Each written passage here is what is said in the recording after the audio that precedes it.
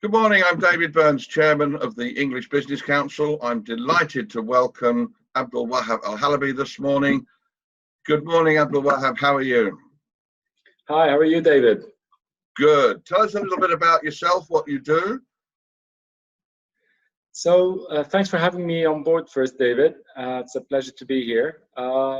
My name is Abdul Wahab, as you said. I am a partner at Abdul Wahab Al-Halabi, a financial advisory firm operating out of the UAE. We are a boutique firm, but we operate globally, helping family businesses and companies with advice across their capital structure, from debt to equity to mergers and acquisitions and other things. I also spend a lot of my time on the board of several entities. I am the chairman of the board of Dubai Parks and Resorts, a listed theme park business here, the largest theme park in the Middle East, as well as several other private enterprises in several industries, ranging from technology to energy saving and environmental security as well. Okay, we interviewed a delightful lady recently who runs 4 companies. And she gave us a bit of an overview on what the virus situation how it was affecting her companies. Can you give me an idea, or can you give our audience an idea of some of the companies that you are involved with, responsible for, and how the virus has affected those particular entities? And I should imagine Dubai Parks has been severely affected.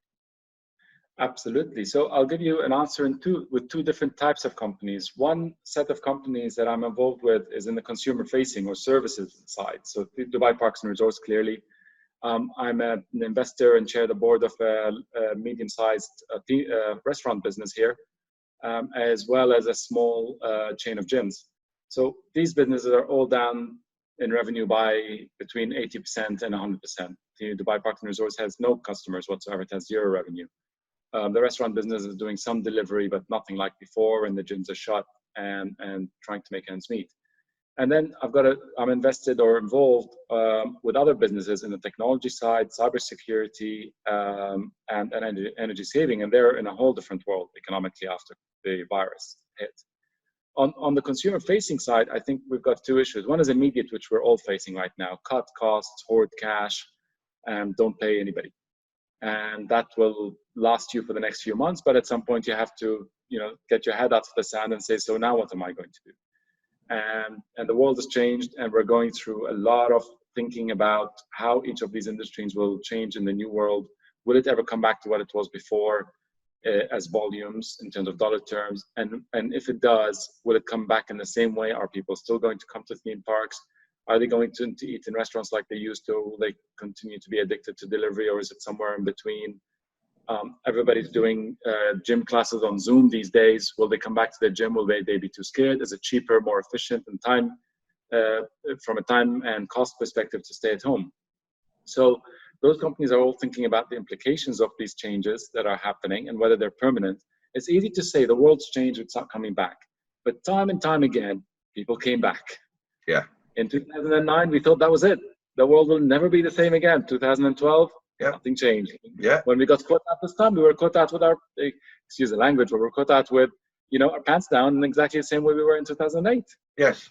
On that note, in terms of change, what's your prediction? Do you believe that things will go back to normal, or do you think there will be, in some industries, certain change? For example, Twitter saying that they will now permanently have 50% of their staff working from home. There are industries where that fits, but obviously that doesn't do the parks any good. Do you think things will go back to normal? And if so, I'm sure you do, what do you think the time frame is? Yeah, so I think things will go back a little bit to normal. People do have a habit of adapting to whatever environment they're in. And once you allow them to get in their cars and go to beaches, they'll go in their cars and go to beaches. In Dubai, we've got a nice track on the beach right now. Mm-hmm. That was closed for the last 7-8 weeks. They opened it yesterday. It's packed. People are back. Yeah, they're wearing masks. Yes, they're keeping distance from each other. Yes, there's a lot of polite kind of stay away, don't rub people's shoulders, but they're there, just like they were before. And it's hot and it's summer and it's Ramadan. So I think there will be a comeback. Now, not fully. I do acknowledge that a lot of things will be done differently. We're having this conversation now in another environment. We might have been sitting together and getting filmed. Yeah. And to do that would have cost us a lot of money. You'd have had to travel to me, or I'd have had to travel to you, or would have had to go somewhere, a third party, and pay rent somewhere, and have somebody film us. And all that would have cost X. Today, we can do it just as efficiently, and everybody's happy for us to do it like this. I think flights will be reduced. Yeah, we will fly. We're not going to not fly to do business, but we're not going to go for a single 1 hour meeting in Jeddah anymore like we used to, and then come back the same day. That's gone for sure. Yeah. But we might go to Riyadh to meet all of our future stakeholders and clients and customers and suppliers for a day or two, and then come back and maybe not go again for another 3 months. So there is that kind of thing where there is a reversion back to some norm, but I think in a different way, slightly. So at this extreme, we will not have offices like Twitter says. I really don't see it. Will we have less office space being required? Absolutely. Particularly in high density cities where there's less, where there's commuting is expensive and lifestyle is expensive. Now, timescale that you ask about is very interesting, because I see it from my part of the world here, and we're a trading economy, and we're also a seasonal economy. I think we've obviously lost the last season. We've also lost, I think, the next season. I don't know that people will travel or feel comfortable traveling that much this winter. So from a tourism, travel, hospitality perspective, I think the season is going to be, something will happen, but it will be nothing like it needs to continue to survive. And we're talking the year after. So we're talking 18 months to at least before things start to look normal. And it's 2-3 years before they pick up. Yeah. But having said that, Dubai is now seen as having done something pretty brilliant from a healthcare perspective. The lockdowns, the technology, the apps, the testing, it's been recognized as having done something good. So now it's more attractive to be here. Yeah, I mean, I have to say that with Christian and I in Ras Al Khaimah, we feel very safe. Safer here than probably anywhere else in the world. And I think as far as that's concerned, the government here have done a brilliant job. Unfortunately, the science that is being bandied around, if you like, is that this won't finish until there's a vaccine. The vaccine's going to take 18 months to produce, have tested, then it has to just be distributed. So you're looking at a couple of years before any sense of normality. And it's a little scary. There was a survey done recently of business leaders, and out of the majority of 100 business leaders who were surveyed said they thought that this would be over in 3 or 4 months. And it's just not going to happen. I agree. But the other thing, I did have a question to somebody when we were talking about how long. How did the Spanish flu end? Badly. But what did people just stop getting infected, or did it kill enough people that stopped killing people? I think that's where the herd mentality or the herd immunity scenario comes into effect. That so many people were affected, there were huge amounts of deaths of the vulnerable, but the rest became immune, and therefore it had nowhere to go. There is an idea at the moment that COVID-19 will finish, but COVID-20 is on the way, and that's a scary thought. Yeah. If it is going to be 2 years, but before people get back to normal, and those customer-facing jobs you were talking about, how does that affect the parks? What will happen with that? Yeah, so I think we're going to have a difficult season next season, and I think the season after there will be some normality. Like I said, I do believe people will come back. Yeah. We just need to decide how to cater to them. What do they want to do? Because they'll want different things by then. And how do we do it in the new safe way? Sure. Do we have to continue wearing masks? Do we have to keep it spaced out, more spaced out than it is? There will be some changes in the format. But in the format from a safety and health perspective is easy. We can space it out. That's easy enough. We can have fewer queues. That's easy enough. But what if they want different things? What if they don't want to go on rides and sit in crowded, spaces looking at a show anymore? Because they don't want to. Yep. They'll sit on a ride if they're spaced out. They will go to a restaurant, but they won't go to a restaurant where they're packed in like sardines in a food court environment. Yeah. So we need to get to that change. I think I was talking to somebody the other day. The solutions to some of the problems that we're having at the moment haven't been invented yet. The innovation on what we need to do is being thought about now, because people have been forced to think about solutions to the problems we've got. You talked about other businesses that have a different outlook in terms of the customer facing. Tell us a bit about your cyber organization or whatever. Yeah. I'm also an investor and a co-founder in a cybersecurity firm. That business is booming. The more we communicate online, the more notary people have a reason to be notary. And the more that we do digitally in every format. I mean, you can now go in Dubai court, you can go to the notary public and online. You can actually notarize a document online through Zoom and a bunch of other apps. That gives a lot of incentive for people who are fraudulent or in some format want to do things maliciously, more opportunity to do so. Yes. And so we found that business has, first of all, we've seen a lot more attacks in the businesses where we've, where that business kind of caters to. And at the same time, we are foreseeing a much larger requirement for cybersecurity. Cybersecurity is becoming a much more board level agenda now, because a lot of companies are open. And so the companies are saying, what are we doing to make sure this phone call is safe? We're talking about trade secrets right now on Microsoft Teams or Zoom or whatever app you use, our systems. So this is now elevated at C-level and at board level. And we see that continuing. Technology as well. I'm invested heavily in technology, and a lot of the technology companies I'm involved with some of them are booming. Obvious ones like e-commerce, through the roof. Supply chain is not able to keep up. Supply chain companies are booming, and they're having to get smarter because they need to get smarter. Yeah. Warehousing is different. You do run out of goods now, and you can't always receive everything you want. You warehouse a lot, you warehouse less. You can't do just in time, and all that discussion is going on right now. Healthcare has had a boom, as you might expect. Yeah. There are companies now where you can get an MRI scan done in Kenya, and a radiologist in Vietnam will read it. Yes. Because there aren't enough radiologists in Kenya. Yes. And this integration global integration of healthcare is something that we see changing and booming right now. Telemedicine, of course, is an obvious one where you can now have most consultations with your doctor online. Yeah. Yes, not beyond maybe something complex, but perhaps for your average person, 70% of what he needs from a doctor can be done like this. You and I both sat on a board a few years ago that was in the healthcare business. And in those days, the ministry here, and I'm going back a few years, the ministry here hadn't approved the process of a doctor sending a prescription to a pharmacy and the pharmacy being able to deliver that prescription. And I think the company that we were involved with pioneered some of that, and it's now the norm. Within a couple of years, it's people couldn't imagine not having that facility, and yet a few years ago it was illegal.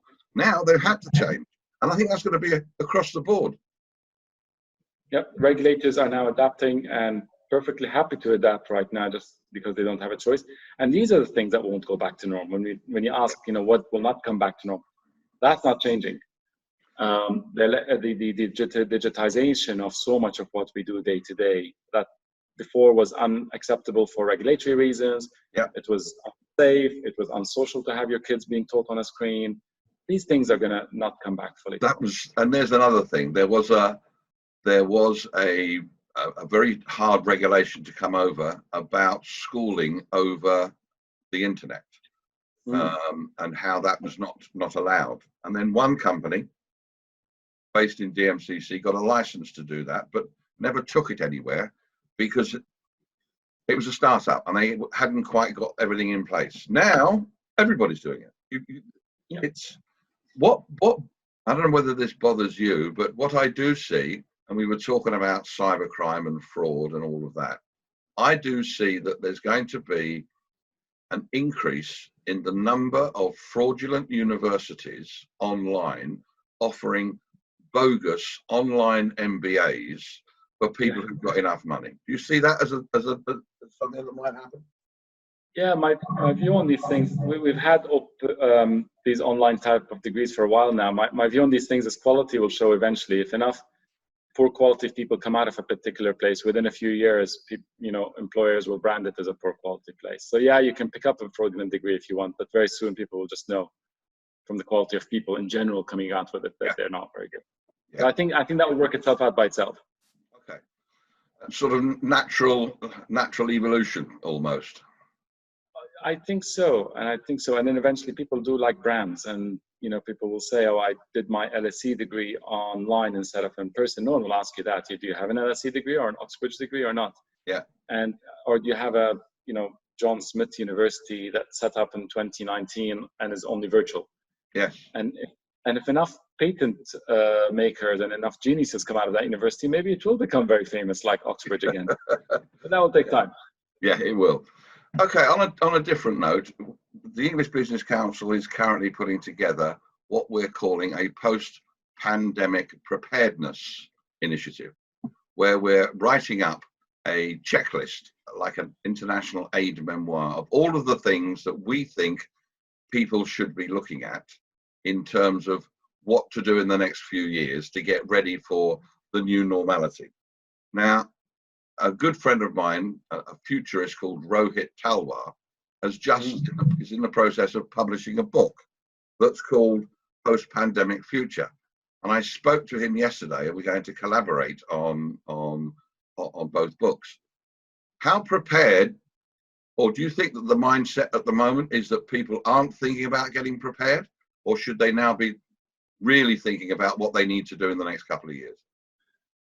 Yeah, I think because people have more time, a lot of people I speak to in business and in commerce are thinking about what they need to think about. They're not thinking about the post-COVID world, but they're thinking that they need to think about it. And they're trying to frame the thought process, depending on what industry they're in and what they do. And so I do think people are trying, but perhaps they don't know how to go about it, and they don't know how to frame the thought process. Where do we start? If I'm in the travel industry, well, people will travel. Well, how do I start thinking about post-COVID when I know nothing? Yeah. But they are thinking that they need to, and across the board. Okay, in terms of the businesses that are not customer facing that you're involved with, where do you start? These are quite interesting and even the customer facing ones, quite frankly, we do have to. My strong belief, always, even pre-COVID and now and going forward, is you have to put a stick in the ground. You have to have a thesis. We got told this at university. Yeah. You have to have a thesis, and you put a thesis down, put some thought behind it, and then start testing it. Just because you've put a stick in the ground helps you frame the discussion, if you like. You might be totally wrong, but it'll lead you to another set of thought processes, and another one, and eventually you'll get there. If you're in your industry, you're an expert in cybersecurity, your stick in the ground, or your thesis, your initial stab in the dark, if you like, will not be totally off. Whereas if you ask somebody who's not in industry to do that, yeah, they might be so far off, don't ask them to do it. So I think everybody in their industry has a gut feel for where it's going to go, and I think that's where you start, and then you start to think around it. And I think talking to people like Rohit and talking to others is very, very useful right now. Everybody's talking about death by webinars. Yes. Everybody's listened to 5 million webinars. I don't think it's a bad thing. No. Some of it's repetitive, but actually it keeps you thinking again and again, what do I need to think about? How do I need to think about it? I think what happens, and it's happened to me because I have attended quite a few webinars. In the same way as years ago, I attended networking events. And you get to the point where you can walk into a room for a networking event and look around and know that it's not the one for you. And it's the same with webinars. You can look at the first 5 minutes where everybody's muted. There's one person talking about how good they are, and you think, this is not for me. So if webinars are going to be important, but people are going to be selective, what else is going to happen? Is there going to be an alternative to webinars? Yeah, who knows? And maybe we will end up doing things consuming data or information or thoughts in a different way. Yes. I mean, personally, I never liked just sitting there and listening to someone. I always like the more interactive approach, and some of them have been more useful than others. And like you said, David, we've all been to those things and thought, what are we doing here? There was those WhatsApp jokes that keep coming around. Somebody sent one saying, I miss being invited to things I didn't want to go to. Okay, Go we on. all have to kind of go through that because we need that social interaction. A bit, it might create ideas. And you're right, we might walk away and go for a coffee somewhere on the side instead. So, on a completely different note, you must be missing your Ironman competitions. Yes and no. Of course, I'm missing my Ironman competitions, but I've been fortunate. I'm fortunate enough to have a swimming pool in my house. So I actually did a half Ironman at home a couple of weeks ago. I've noticed that there are people. Somebody sent me a WhatsApp. He was stepping. He was going up and down a step, and he had a picture of the Burj Khalifa in the background, and at home he was climbing the Burj Khalifa. Yeah, I've seen that, and I've seen some crazier things with people doing a full marathon around their garden. Yes. So treadmills seem to come in a lot of it. yes, I have one that's in a lot of trouble because I've used it so much. But one thing that's interesting on the health and fitness, like I mentioned, I was involved in gymnasiums. We found a new way to make money. We rent our equipment out. You can rent dumbbells and benches, and we've rented the entire gym out. People want to stay fit. Wow. If you go to our gym now, it's empty. Yeah. We couldn't open even if they allowed us. Excellent. Excellent. I'll send you some stuff to exercise with. No, don't bother. Abdul Wahab, thank you very much for this morning. It's been a delight.